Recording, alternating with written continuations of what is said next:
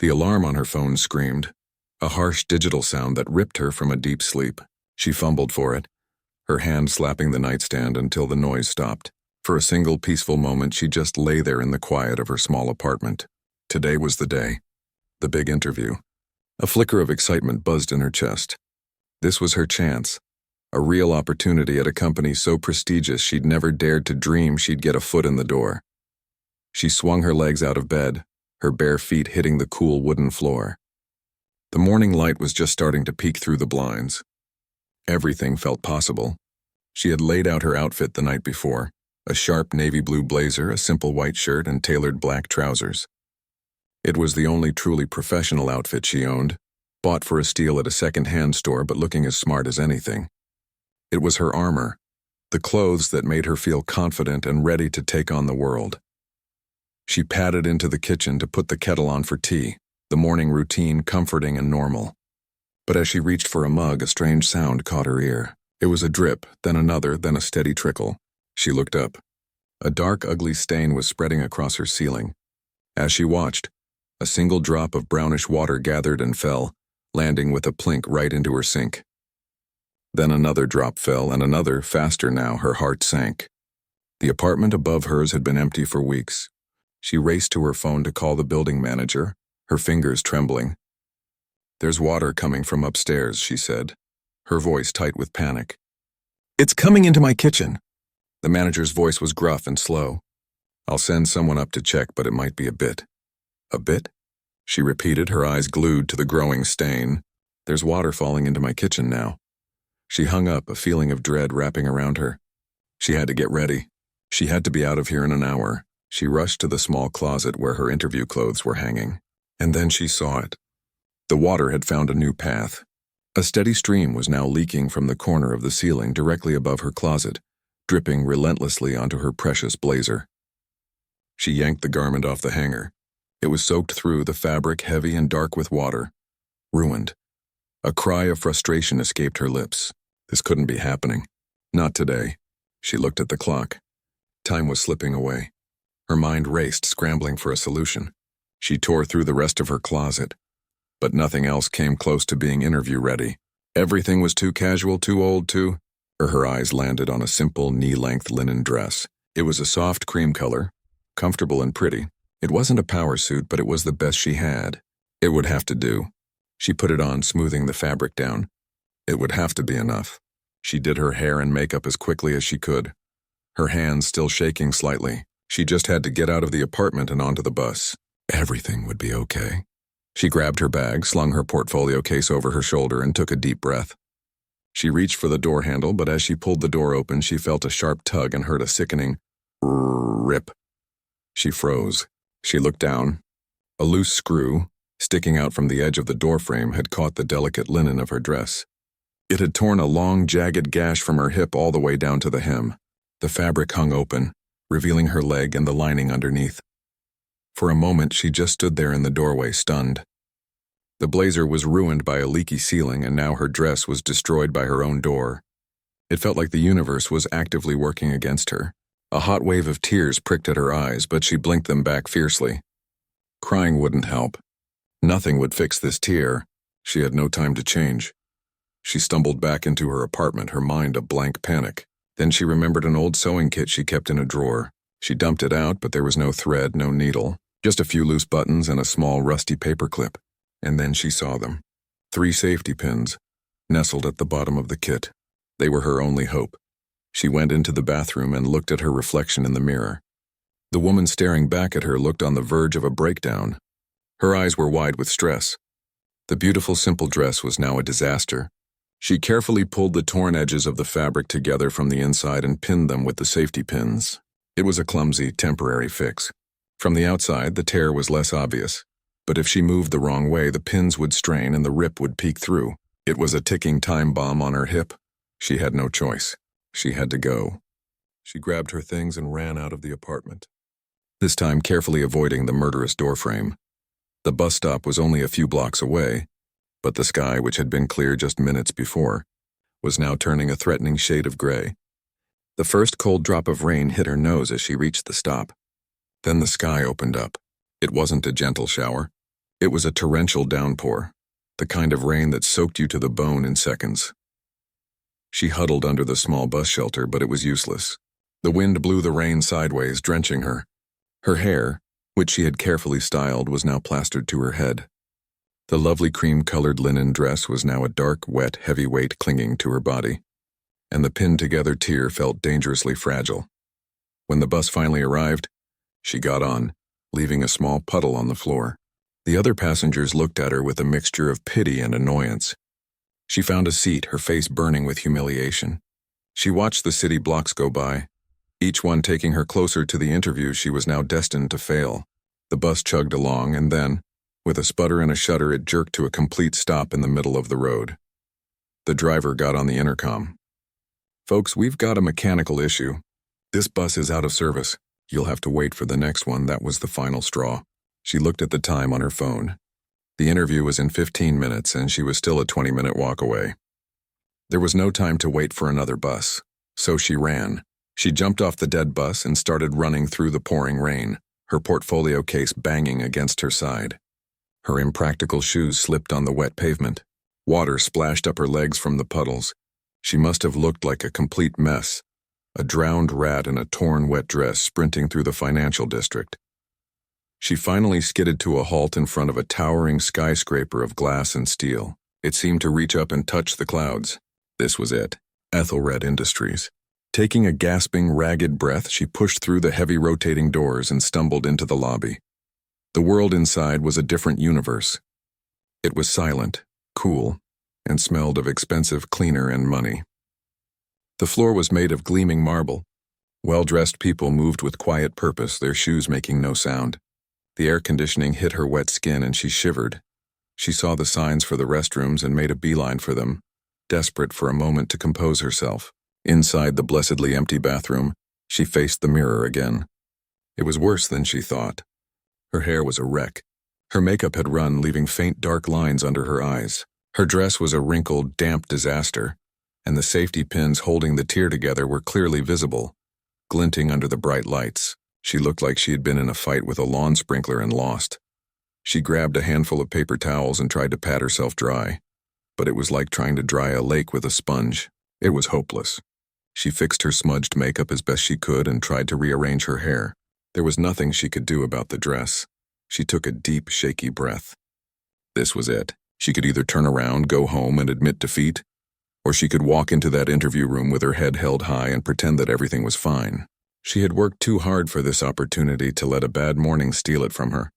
Squaring her shoulders, she left the bathroom and walked towards the reception desk, each step squelching slightly in her wet shoes. She gave her name to the impeccably dressed woman behind the desk, who looked her up and down with a perfectly controlled, neutral expression. "Take a seat," the woman said, her voice cool. "They'll be with you shortly." Ella walked into the waiting area and sat on the very edge of a plush, expensive-looking sofa. She tried to make herself as small as possible, acutely aware of the damp spot she was probably leaving on the fabric. She was surrounded by other candidates. They all looked perfect. The men in crisp, dark suits.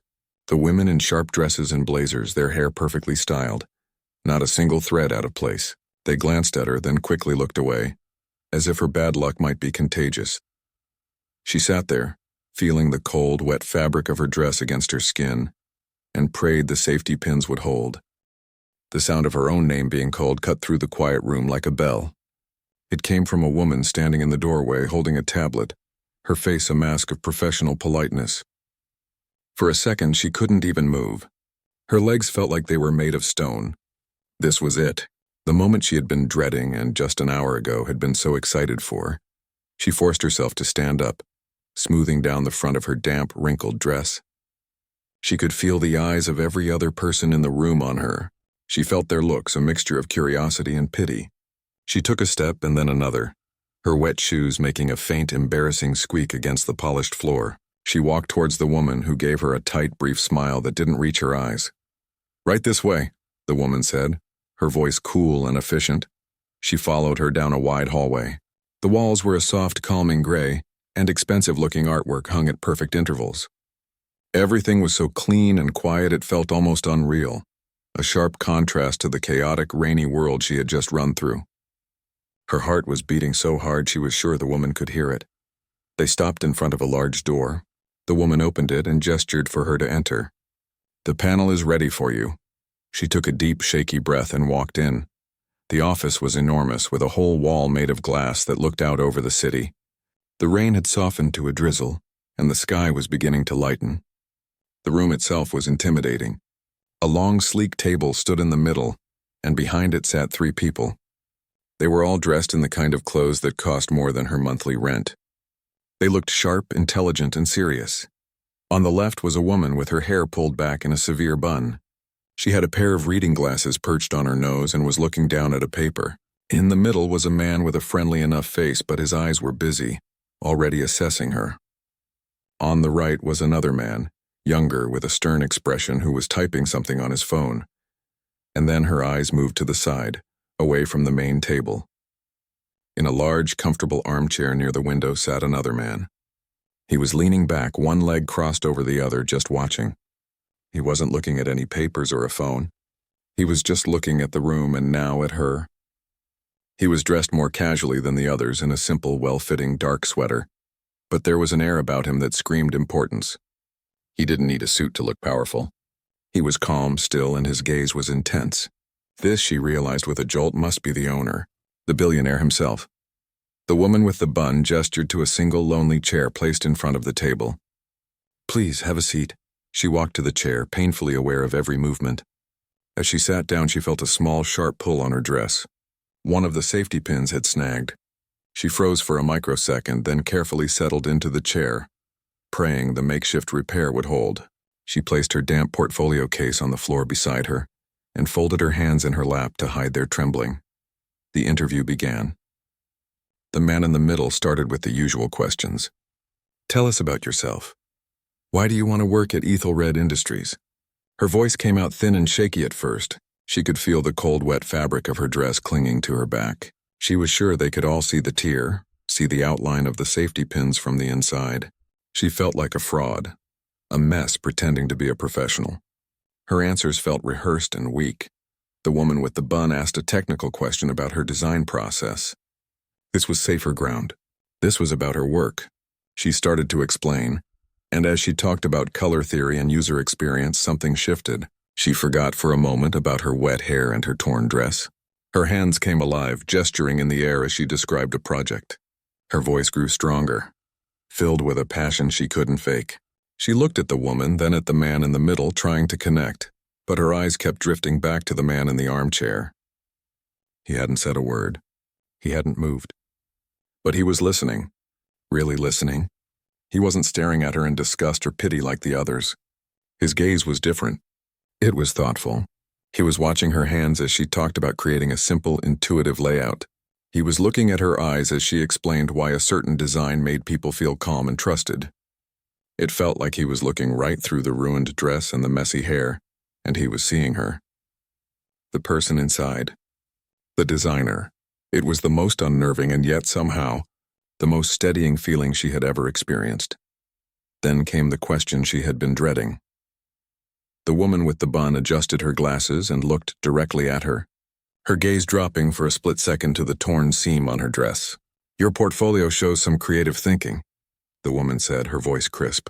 "However, at a company like Ethelred, we represent excellence in every single detail. Our image is paramount. Can you walk us through your thought process regarding your presentational choices today?" The air in the room went thick. The man in the middle shifted uncomfortably. The younger man on the right put his phone down, a faint, almost smug look on his face. This was it. They were asking her to explain her humiliation. They were pointing at the storm and the burst pipe and the broken door and saying, "Why did you let this happen?" Her face burned. She opened her mouth, but no sound came out. What could she say? That her life was a series of unfortunate events? That she was unlucky? It would sound like an excuse. It would sound weak, and then a voice cut through the heavy silence. It was calm, low, and it seemed to vibrate through the entire room. It was the man from the armchair. He uncrossed his legs and leaned forward slightly, his eyes fixed on her. He completely ignored the other interviewers. "I have a different question," he said. His voice wasn't loud, but it commanded absolute attention.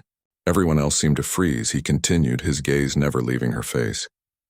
What I find more interesting, he said, is how you managed to deliver a coherent and frankly quite insightful critique of our mobile application's onboarding process.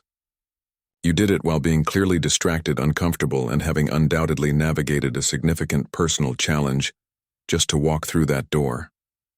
He paused, letting his words sink in. The room was utterly silent. That, he said, demonstrates a level of focus and resilience. It shows me that under pressure, your priority is the work, that you can set aside personal discomfort to engage with a complex problem. In my experience, that is a far more valuable and rare quality than simply owning a suit that hasn't been rained on.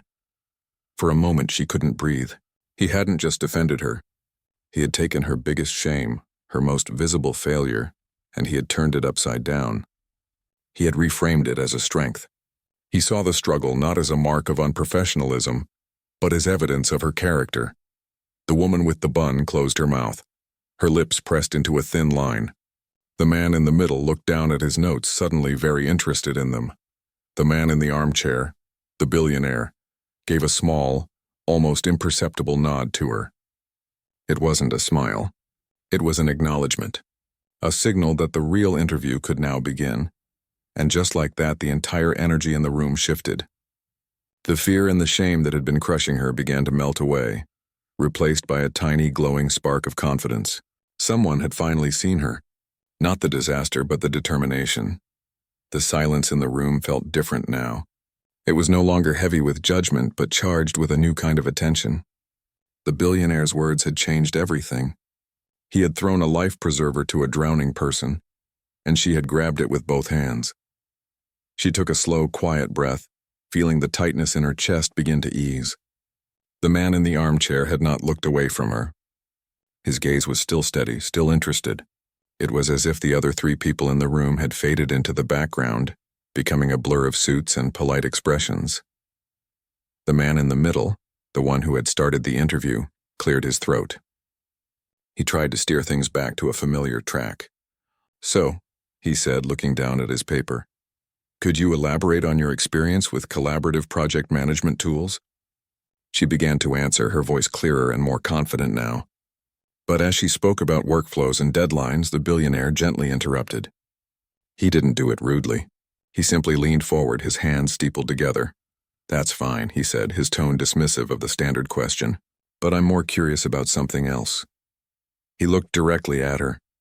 "In your portfolio, you redesigned the interface for a public library app. The data shows it increased usage among elderly patrons by 30%. How did you know what they needed?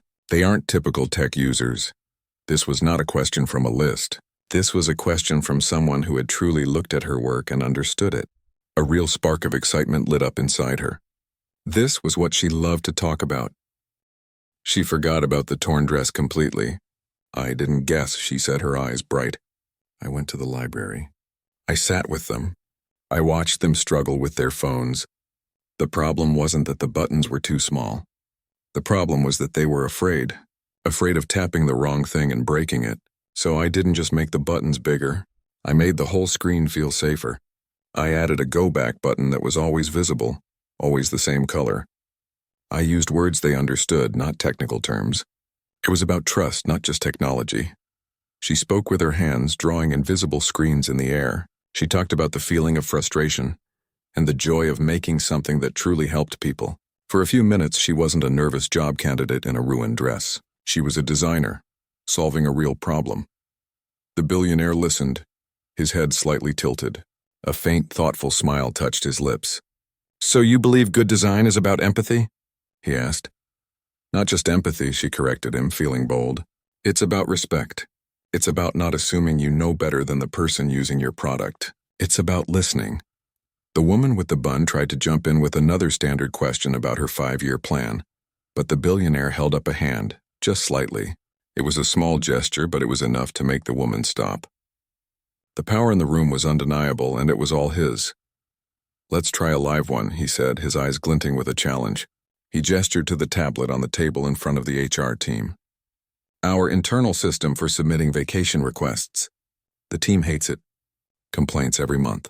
If you had 5 minutes to fix one thing about it, what would you do? Don't think about the code. Think about the feeling. She didn't even need 5 minutes. She thought about all the boring, frustrating forms she had filled out in her life. The confirmation page, she said immediately.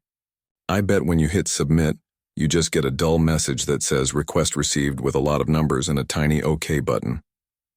The younger man on the right, who had been silent since the billionaire's intervention, blinked in surprise. How did you know? Because it's what everyone does, she said. And it feels terrible. You've just asked for time off, something you're excited about, and the system treats it like a piece of office paperwork. I would make the confirmation page simple and human. A big clear check mark, a message that says your time off is approved. Enjoy your break. Friendly letters, maybe even a little sun icon. It changes the whole feeling. It tells the employee that the company sees them as a person, not just a worker. For the first time, the stern woman with the bun didn't look stern. She looked impressed. She glanced down at her own tablet, probably thinking about the last time she submitted a vacation request and how underwhelming it felt. The billionaire nodded slowly, a real, genuine smile spreading across his face. It transformed him. He looked younger, more approachable. Exactly, he said, his voice soft but firm. That's the piece we keep missing. The human piece. The rest of the interview felt like a conversation, a real back and forth between two people who spoke the same language.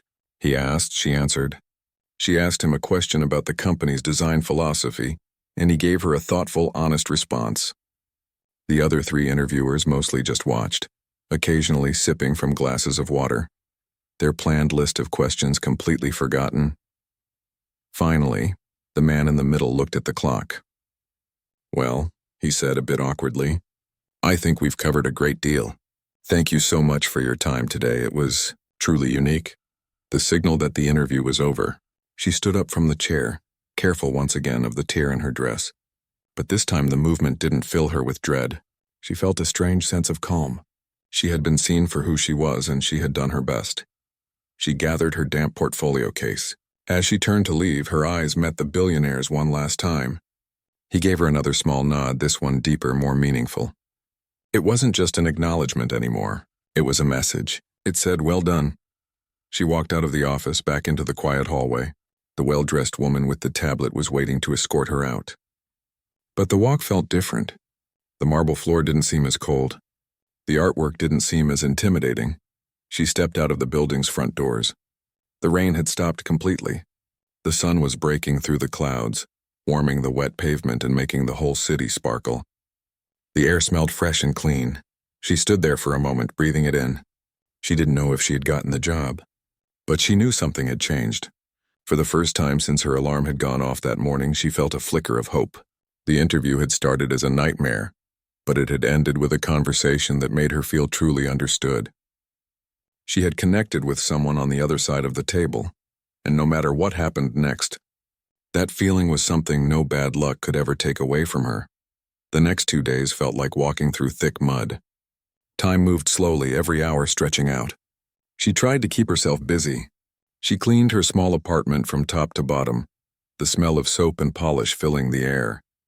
She went for long walks in the park, watching the people and the dogs and the children playing, but her mind was always somewhere else. Back in that huge, quiet office, her phone became her enemy. Every time it buzzed or lit up, her heart would jump into her throat. Was this it? Was this the email? But it was always just a message from a friend or a notification from an app, or a reminder for a bill. The waiting was torture. She replayed the interview in her head over and over.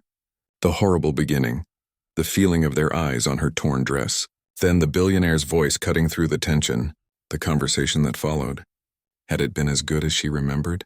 Or had she just imagined that connection because she was so desperate for a lifeline?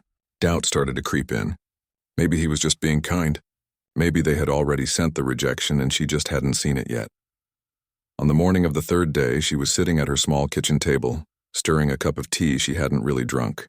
Her laptop was open in front of her, showing a job search website, but she wasn't really seeing it. Her phone buzzed, skittering across the wooden surface. She grabbed it. It was an email. The sender was Ethelred Industries HR. Her hand trembled as she tapped the screen to open it. The email was formal and perfectly written. It started with, "Thank you for your time," and her heart immediately sank. This was it. The polite rejection. She forced herself to read on. And we are pleased to offer you the position of junior graphic designer, reporting to the creative design manager.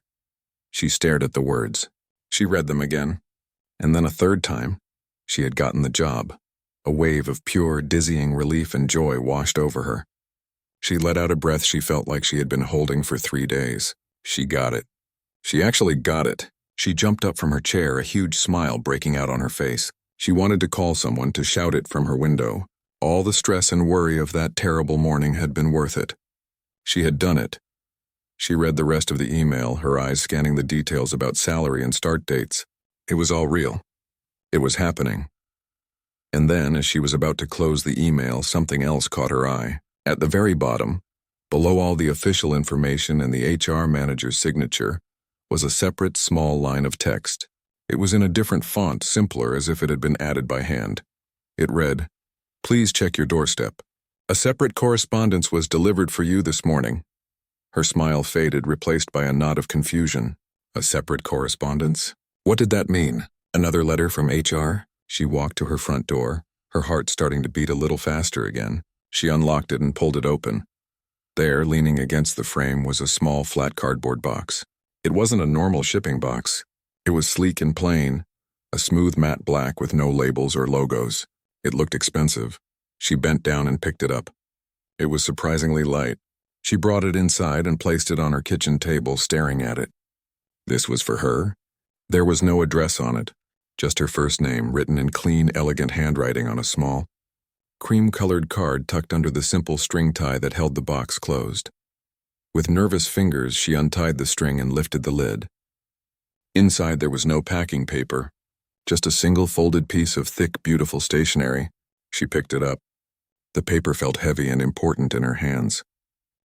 The handwriting was the same as on the card outside, confident, clear, and elegant. It said, "Your insights during our conversation were the most valuable I've heard in a long time. The formal offer is one path. I am proposing another. I need a perspective like yours at my level, to challenge my team and prevent us from losing sight of the people who use our products. The role would be a direct consultancy to me. The challenges would be greater. The resistance from some quarters would be real, but the potential for impact would be immense. If this possibility interests you, meet me today at 4 p.m. The driver waiting downstairs will bring you. There is no obligation, only a conversation." It was signed with a single initial JT. She sat down heavily in her chair, the letter still in her hand. Her mind was racing. A direct consultancy to him, the billionaire owner? It was insane. It was a leap so huge it made her head spin. The junior designer job she had just celebrated felt safe and normal. This was dangerous and thrilling. He had seen her not just as a designer who needed a job, but as someone who could challenge his entire team. The thought was terrifying. She imagined walking into rooms full of senior executives, all of them older, more experienced, and all of them resenting her for this sudden special access to the boss. It would be so hard. But then she thought about his words in the interview. The way he had listened. The way he cared about the human piece, and this wasn't just a job. It was a mission. A chance to actually make a difference at the highest level. She walked to her window and looked down at the street. Sure enough, parked quietly at the curb was a long, dark car. It wasn't flashy, but it looked sleek and powerful. A driver stood beside it, dressed in a simple dark suit, his hands clasped behind his back. He was just waiting. She looked at the clock on her wall. It was 3:30. She had a decision to make. She could write a polite email, thank him for the extraordinary offer, but say she was happy to accept the junior position and learn the ropes the traditional way. That would be the safe choice. The smart choice, or she could take a risk. A huge, terrifying risk. She could trust the feeling she had in that interview, the feeling of being truly seen and understood. She could believe in herself just a fraction as much as he seemed to believe in her. She looked down at the black box and the elegant letter. She thought about the man in the armchair, his intense gaze and his belief that resilience was more valuable than a perfect suit. She took a deep breath. She walked to her closet. This time there was no ruined blazer, no torn dress. She put on a simple, clean outfit, a pair of dark trousers and a plain sweater. She looked presentable. She looked like herself. At 5 minutes to 4, she picked up her bag and her keys. She folded the letter, and placed it carefully back in the black box. Then, without giving herself another moment to doubt, she walked out of her apartment and down the stairs. She pushed open the front door of her building and stepped out into the afternoon sun. The driver saw her immediately.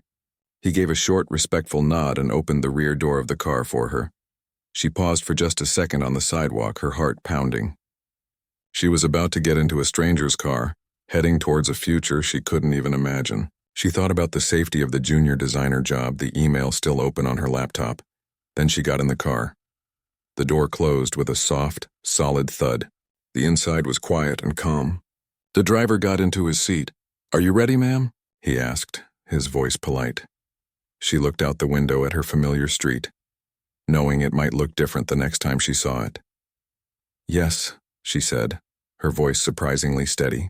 "I'm ready." The car moved through the city without a sound. The world outside the tinted windows was a blur of people and traffic, but inside it was perfectly quiet and still. She sat in the soft leather seat, her hands folded in her lap, watching the city she knew so well slide by. She wasn't being taken to the towering glass skyscraper. Instead, the car turned into a quieter, older part of the city, with cobblestone streets and buildings made of warm brown stone. The car finally stopped in front of a small, unassuming art gallery. The driver opened her door. "He is waiting for you inside," he said gently. She walked into the gallery. It was a peaceful space with soft lighting and high white walls. There were only a few people inside, speaking in hushed voices as they looked at the paintings. And there, standing alone in front of a large abstract canvas full of bold, chaotic color, was the billionaire. He was dressed as casually as before in dark trousers and a simple sweater. He looked more like a thoughtful artist than the owner of a tech empire. He turned as she approached, and a small, genuine smile appeared on his face. It wasn't the formal smile of a businessman. It was the look of someone genuinely pleased to see a friend. "Thank you for coming," he said. His voice was low and calm, fitting the quiet of the gallery. "I thought this would be a better place to talk than the office." "It's beautiful," she said, looking around. The formal tension of the interview was gone. This felt different. He gestured to the painting in front of them. "What do you see?" he asked. She looked at the wild splashes of red, blue, and gold. "It looked like a beautiful mess." "It looks chaotic," she said honestly, but in a good way. "Like something breaking apart to make something new. It feels brave." He nodded, looking satisfied. "That's exactly it. Most people in my world would see a lack of order, a problem to be fixed. You see the feeling in it. That's what I'm talking about." He led her to a quiet corner of the gallery where two comfortable chairs were placed by a small window overlooking a courtyard garden. There was no table between them. Nothing to hide behind. He didn't waste time. "The job I am offering you," he began, leaning forward, his elbows on his knees, "does not have a title. You wouldn't be on the org chart. Officially, you'd be a special projects consultant, but your real job would be to tell me the truth." He explained that as his company had grown, it had become harder and harder for him to hear honest opinions. People told him what they thought he wanted to hear. They agreed with his ideas, even the bad ones. They were afraid to challenge him. "I saw something in you the moment you walked into that interview," he said, his gaze steady and serious. "You were in the worst situation imaginable, but you didn't make excuses. You didn't fall apart. You gathered yourself and you spoke about your work with more passion and clarity than anyone I've met in years. You weren't trying to impress me. You were just being honest about what you believed in. That is a voice I am missing. That is the voice I need in the room." He was offering her a seat at the most important table, not because of her years of experience, but because of her perspective, because she saw the human piece. "It won't be easy," he warned her. "My senior team will be skeptical. Some might be openly hostile. They've spent their careers climbing that ladder, and you will be brought in above them in a way. They will test you. They will try to find your weaknesses. You will have to be strong. You will have to be sure of your ideas." She listened, her heart thumping. It was everything she had ever wanted, and everything she was afraid of, all wrapped into one. The safety of the junior designer job felt like a distant memory. This was a cliff edge. She thought about the people in that interview room, their judging eyes. She imagined a whole company of people like that looking down on her. The fear was a cold knot in her stomach, but then she looked at him. He wasn't offering her pity or a handout. He was offering her a partnership based on respect. He saw a strength in her that she wasn't sure she even saw in herself. She took a deep breath. "I'm scared," she said honestly, her voice barely above a whisper. He didn't laugh or dismiss her. He simply nodded. "Good. If you weren't, you wouldn't understand the weight of it. But being scared and doing it anyway, that's what makes you valuable." They talked for almost an hour, not just about the job, but about art and design and why people are afraid of things that are simple. The conversation was easy and difficult at the same time. It felt like they had known each other for much longer than a few days. Finally, she knew her answer. The fear was still there, but it was now joined by a fierce, determined excitement. "I'll do it," she said, her voice firm and clear now. The smile that spread across his face was full of relief and satisfaction. Excellent. The first few weeks were just as hard as he had warned. Her first meeting with the senior design team was tense. The man from her interview, the one with the stern expression, was there. He barely looked at her. When she presented her first idea, a simple change to the customer service interface to make it feel less like a complaint form and more like a conversation, he dismissed it as unprofessional and childish. She felt her face grow hot, the old feelings of inadequacy rushing back. But then she remembered the gallery. She remembered the value of her perspective. She didn't get angry or defensive. She simply looked at the billionaire who was sitting at the head of the table, watching silently. She turned back to the stern man. "Can you explain why it's childish?" she asked, her voice calm. "Is it because it uses friendly words, or because it uses icons instead of just text? The data shows that users abandon the current form because it feels hostile. My goal is to make them feel heard." The room went quiet. No one usually challenged this man. The billionaire finally spoke. "I think her question is a good one," he said. "Let's look at the data." It was a small victory, but it was hers. She had stood her ground. Over the following months, it became a pattern. She would propose an idea rooted in real human emotion. There would be resistance.